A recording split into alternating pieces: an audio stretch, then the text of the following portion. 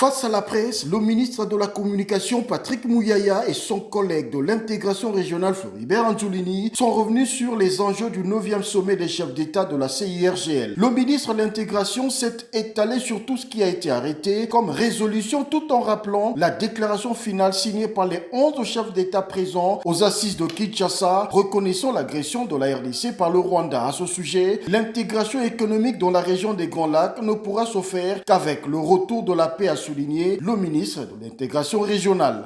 Sur ces questions-là, aujourd'hui, nous avions également organisé en parallèle de son marge, comme on dit, de ce sommet, ce qu'on a appelé, nous, un segment de haut niveau, au cours duquel, justement, nous avons présenté trois grands projets intégrateurs que nous estimons être des potentiels success stories, comme on appelle en anglais, des projets à succès, s'ils vont jusqu'au bout. Nous avons eu un débat très constructif avec des acteurs publics, des ministres, des acteurs du secteur privé sur le projet Lobito.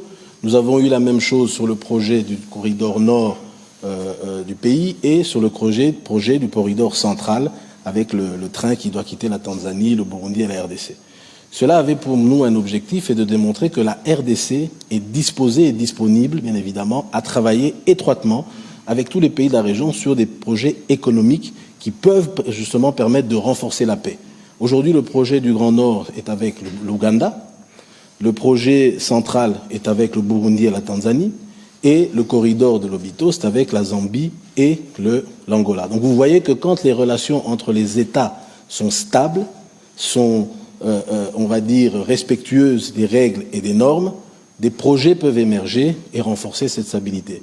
Donc ça démontre clairement que la question de la paix, nous devons la régler en priorité et urgemment si nous voulons que les retombées, bien évidemment, économiques, puissent intervenir. La CIRGL, organisation sous-régionale constituée de 12 pays, a comme mission de faciliter l'intégration économique des pays membres, a indiqué Floribert Antoulini. Ces 12 pays ont tous signé 10 protocoles dont le pacte de non-agression, aujourd'hui violé par le Rwanda.